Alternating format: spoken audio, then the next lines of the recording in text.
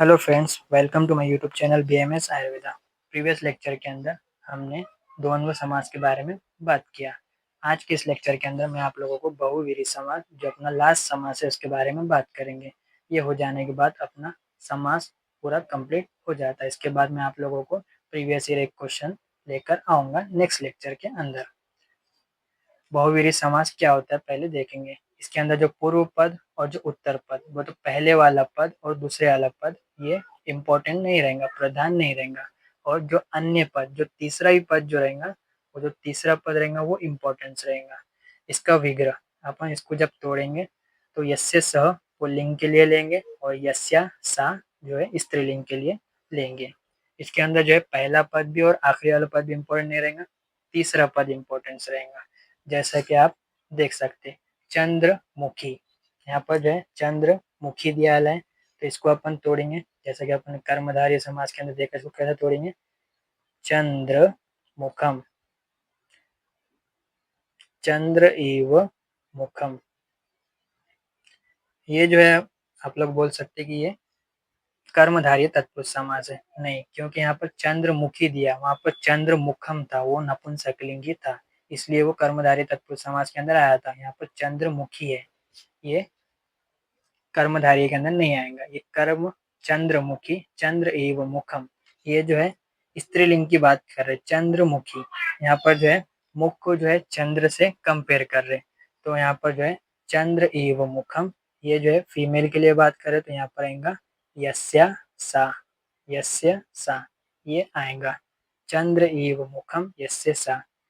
अगर से आप लोगों को विसर्ग दिख गया तो ये पुल्लिंगी है, विसर्ग नहीं दिखा तो वो स्त्रीलिंगी है।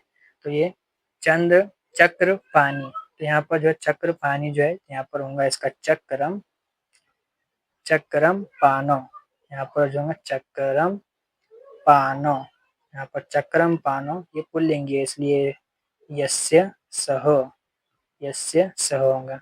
फिर दशानन हो, तो यहाँ पर उसका होगा दश अननानी, दश अननानी यस्य सह, ये भी विसर्ग दिख गया तो पुल्लिंगी है, यस्य सह।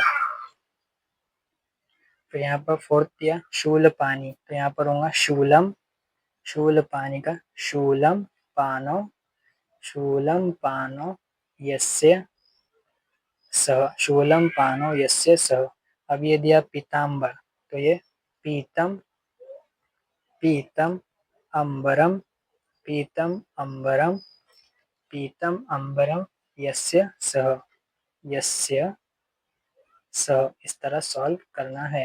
अब ये महाबाहु, तो ये महाबाहु का क्या होगा, यहाँ पर होगा महांतो, महांतो, महांतो बाहु, महांतो बाहु, दीर्घ उकार हो जाएगा, महांतो बाहु यस्य सह आएगा। अब यहाँ पर उल्टा क्वेश्चन दिया, यहाँ पर दिया पाषाणवत हृदयम यस्य सह। अगर से यस्य सह हो गया तो ये पुल्लिंग के लिए, ये तो अपने को मालूम है पुल्लिंग है। और ये पाषाणवत, ये वत आया, तो यहाँ पर आना पाषाण लिखेंगे अपन, पाषाण, यहाँ पर हृदयम, तो मैंने बोला पुल्लिंग के लिए विसर्ग लगाते, तो ये तो जो है अपना प्रत्यय, प्रत्यय हटा दिए, पाषाण हो गया। अब पाषाण हृदय, विसर्ग लगा दिए, ये हो गया पाषाण हृदय। इस तरह आप लोगों को सॉल्व करना है। अब ये हो गया कमल एव मुखम यस्य सा। अब ये यस्य सा है, ये तो स्त्रीलिंगी के लिए लेते, अपने को मालूम है। कमल जैसे कैसे लिखेंगे, कमल मुख है, तो यहाँ पर होगा मुखी, इस तरह। इसका चंद्र का मुखी जैसा लिखे, इसका भी कमल मुखी, इस तरह सॉल्व करेंगे। 9th लास्ट क्वेश्चन है कमल एव नेत्र यस्य सा, ये आ गया, तो ये हो गया पुल्लिंगी, तो कमल जैसा कैसा अपन ने लिख दिया। अब नेत्रे है, तो यहाँ पर नेत्र, नेत्र विसर्ग कर देंगे। इस तरह आप लोगों को सॉल्व करना है। बहुव्रीहि समास एकदम इम्पोर्टेंट है, पहला पद भी इम्पोर्टेंट नहीं रहेगा, दूसरा पद भी इम्पोर्टेंट नहीं रहेगा, तीसरा ये पद इम्पोर्टेंट रहेगा इसके अंदर। तो ये बहुव्रीहि समास है। तो अपना जो है आज समास कंप्लीट हो चुका है। मैंने सबसे पहले अव्ययीभाव समास बताया था, नेक्स्ट फिर उसके बाद 2 लेक्चर के अंदर तत्पुरुष समास बताया। प्रीवियस लेक्चर के अंदर आप लोगों को मैंने द्वंद्व समास बताया था, और आज के इस लेक्चर के अंदर मैंने आप लोगों को बहुवीर्य समास बताया। अपना समास कंप्लीट हो चुका है।